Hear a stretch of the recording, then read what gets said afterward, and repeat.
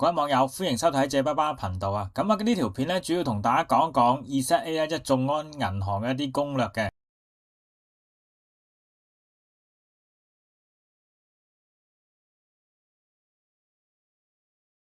咁當中咧有一個伏位啦，好似借爸爸咁樣，好鬼小心咁玩噶啦，問嚟問去，T&C 睇咗幾轉噶啦。咁嗱，臨同大家講一講中嗰個乜鬼伏啦，咁隱蔽，連借爸爸咁小心啦，睇埋 T&C 都中嘅咧。呢個伏位咧就係 ZA 嘅 credit 嘅中伏噶嚇。咁ZA credit 咧即係佢嘅信用卡啦。呢期佢嘅推廣咧就將佢嘅借記卡啦變咗做信用卡嘅。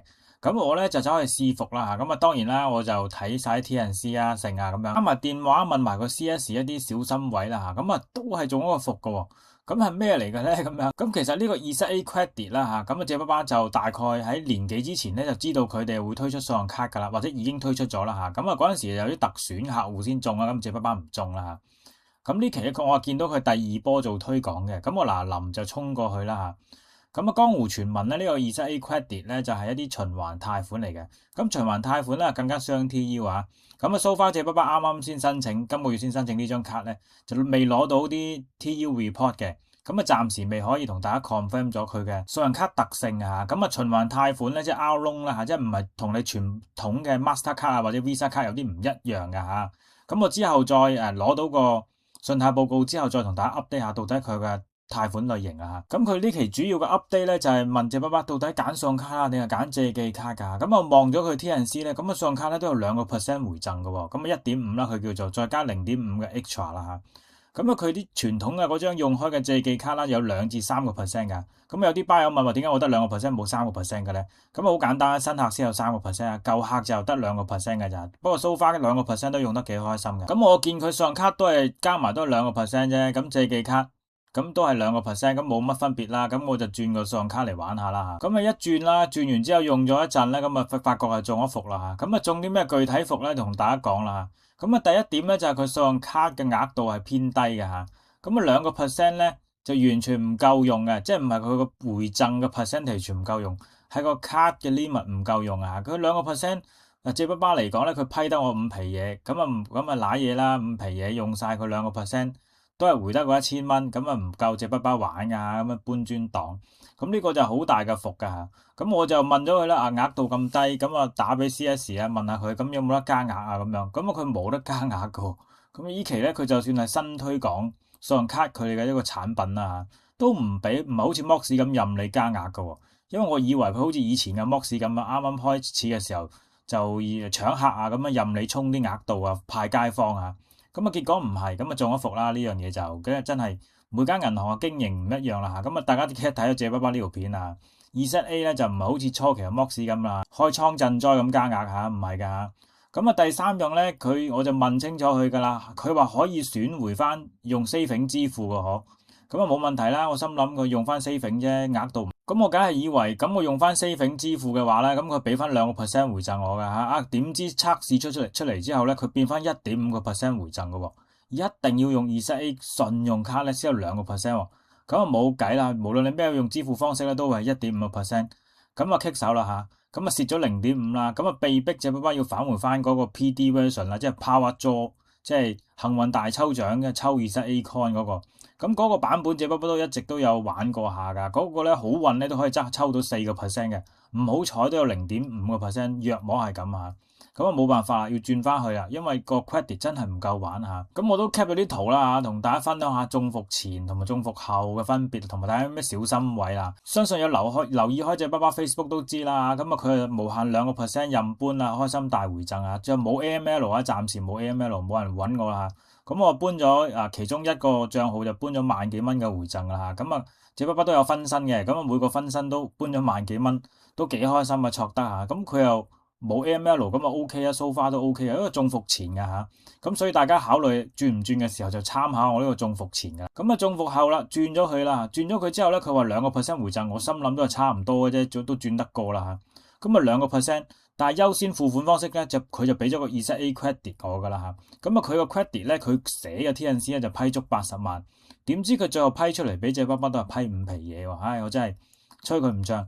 加額又冇得加，變相2% 加乘於佢個 credit 咧就唔夠用啦嘛。咁我都好醒目噶啦，之前都知道有咁嘅可能性啦，因為其他銀行我都中過佢伏噶啦嘛。咁我問下佢有冇得唔要翻 ZA credit 啦，咁啊要翻呢個 saving 支付啦嚇，咁啊係得㗎，但係咧點知咧佢嘅 saving 咧變翻1.5%加0.5% 嘅額外回贈，而且呢0.5%咧仲設埋個上限，真係吹漲啊！咁啊我 cap 埋個圖俾大家睇啦，咁你可以改翻個付款方式嘅，即係前面嘅 ZA credit 支付啦，變翻做呢個自己嘅 saving 支付嘅。不過咧佢就會強制鎖咗㗎啦啊！你如果用儲蓄帳號餘額支付咧，你得1.5% 嘅無上限回贈㗎咋，咁啊加埋 extra 0.5咧就冇㗎啦嚇。咁啊問題就大劑啦，如果得1.5% 嘅回贈嘅話，就要用自己嘅錢嘅話，咁我不如用 ICBC 啲信用卡係咪先？咁咪盞搞，咁變相咧令到佢個 credit 呢個作用咧就完全廢咗啦。除非你嘅 ZA credit 會好大啦，俾到個額嚟。咁好地地一張卡2% 嘅，雖然自己 saving 嘅得回贈啫，咁啊變咗1.5%，咁啊好可惜啊，自己搞死咗自己張卡啦。咁啊呢個就係中伏位同大家分享下啦。咁你自己轉唔轉換咧，就自己參考下借爸爸嘅經驗從而決定啦。咁啊伏中咗㗎啦嚇，咁啊有乜解決方法咧？咁啊我就打過去問佢啦。咁啊第一就申請加額啦，冇計啦。咁我就臨佢批5皮嘢，我即刻就碌超過80%㗎啦。咁啊搏佢睇下有冇得被動加額啦。So far 呢啲都要等。咁啊等佢之後一啲政策改一改，我仲再同大家分享下啦，有冇得可以碌80% 加額呢個大法啦。咁啊第二個解決方法就取消咗佢張信用卡啦，不過都要1年後先可以取消㗎噃。咁但係呢個解決方法咧，借爸爸就唔係好 prefer 㗎啦，因為咧我其實申請佢張信用卡咧，仲有第二啲目的㗎嚇。咁啊冇計啦，咁啊取消唔到㗎啦，正常就。咁啊第三啦，冇辦法啦，就用翻佢嗰個 PowerDraw ZA 卡嘅版本啦，即係最原始嘅抽ZA Coin 啊，即係好彩係抽4%啦，唔好彩係0.4嗰啲啊，咁啊變咗搏下咯。咁但係 PowerDraw 都係用自己錢嘅，咁啊變相又冇咗個穩定嘅2% 回贈啦嚇。咁啊總括嚟講，呢個伏都真係幾伏㗎嚇，因為如果你用得少就冇乜嘢嘅，好似借爸爸咁樣嘢都充100幾廿萬嘅話咧，咁啊真係幾傷㗎嚇。到底係用 credit 卡好啲啊，定係用 debit 卡好啲咧？咁啊見仁見智啦。但係個前提之下咧，咁啊借爸爸都係幾建議大家開呢個ZA 眾安銀行嘅戶口㗎嚇。同埋呢個ZA 嘅銀行咧，我就認為佢喺虛擬銀行之中嘅定位咧係僅次於 Mox 嘅存在㗎嚇。咁啊當然佢啲投資買賣啊、免佣免剩嗰啲，我哋暫時唔好理佢啦。咁我哋作為呢個迎新黨一個首先考慮嘅就係佢迎新禮遇吸唔吸引嘅，咁大家先去考慮開唔開戶啊，用唔用啊另計啊，反正就係迎新禮就唔可以蝕咗佢咁解咯。咁借爸爸都好建議大家就賺咗呢個迎新禮遇先㗎。咁呢期有咩迎新禮遇咧？咁啊大把可以去我網度望一望啦嚇。咁其實佢呢期咧都幾大方嘅，送2026蚊㗎，即係玩嘢啊，2026啦，即係送符合翻個年份啊。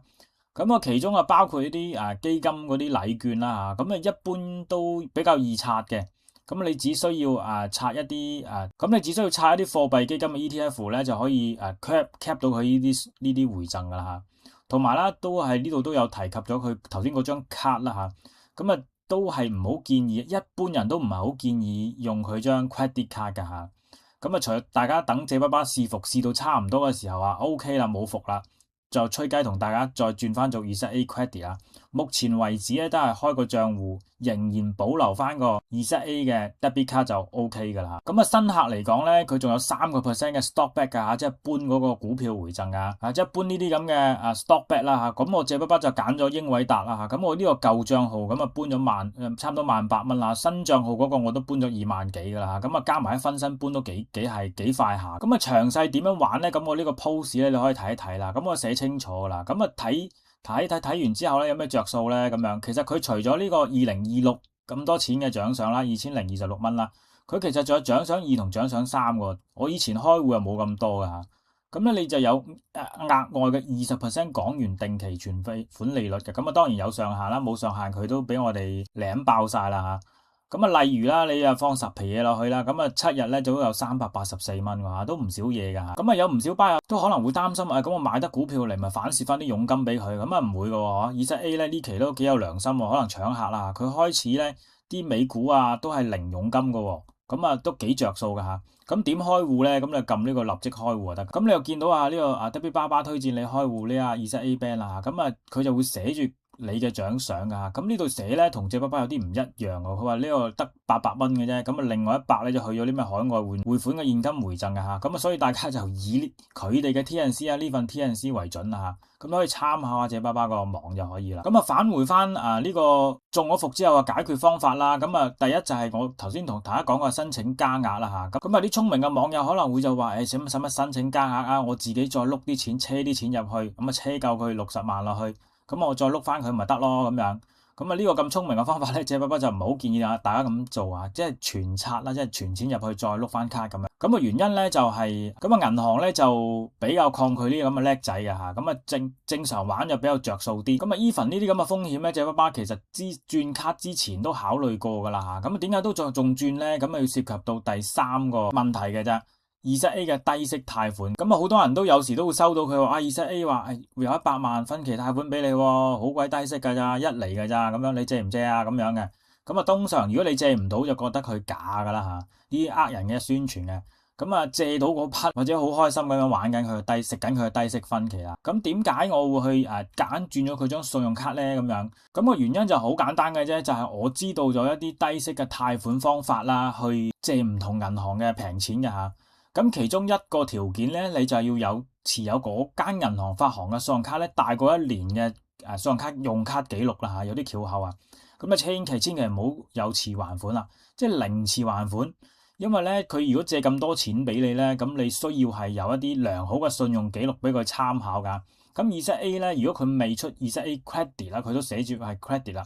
之前咧，咁佢係冇你任何嘅信用記錄噶，除咗個 TU 之外。即係佢間銀行冇你嘅內部記錄，咁有啲蝕卓㗎嚇，咁我就為咗佢長遠嚟講，掠到佢啲低息貸款嚇，即係呢啲啦嚇，掠到個低息貸款㗎。咁啊，凡事都有方法㗎，你做唔到咧，或者你暫時未申請到咧，就係因為個方法同技巧都係唔足嘅啫。咁啊，即係同借爸爸你睇咗咁耐嗰啲加額技巧一樣嘅咋嚇，你只要學識咗就可以借到㗎啦。咁啊，其中一樣嘢借爸爸就自己去研發咗啦，就係要用佢啲信用卡記錄，所以咧就搞到我就係中咗個伏啦，中咗個伏之後，最多都係變翻個 Power Draw 版本，都冇辦法去取消佢張信用卡，就係咁解噶啦。咁呢個係第一個條件嘅咋，咁啊其實仲有第二啲條件咧，係好一啲通用嘅大法咧，去分別搞唔同銀行嘅低息貸款嘅吓。咁呢啲都係有啲前設條件噶。你話唔係喎，我月薪就得一皮嘢嘅啫，咁啊存款為零。咁有冇辦法可以借到100萬？咁啊分5年啊咁樣，咁呢啲當然係冇乜可能㗎吓。咁啊借爸爸係講緊我自己研發出或者探索出到一啲具體方式咧，可以係更加有效咁樣可以借到呢啲咁嘅平錢出嚟㗎。咁啊詳細嘅方法我會放喺 YouTube 嘅會員片段入邊咧，再同大家分享下點樣去一啲通用嘅大法去借到呢啲唔同銀行嘅錢㗎啦。咁呢條片就以 ZA 為例啦吓。好，今集就同大家分享住咁多啦吓。咁就係借爸爸中咗呢個 ZA 都唔知服定係唔服，或者係明知係服都要去中落去㗎啦，因為要為咗佢同佢借平錢打交道，咁啊冇辦法啦吓。咁啊如果你對呢個借平錢啊、信用卡啊係有啲心得嘅話咧，咁你歡迎掃呢個 Telegram Group 啦，同加入借爸爸個財智研究社，同大家一齊分享一下借錢啊同埋玩卡嘅心得㗎吓。好，希望呢條片嘅分享幫到大家啦。咁中意呢條片嘅朋友就幫手俾個 like 啊或者 share 啦。咁我哋下條片再見啦，拜拜。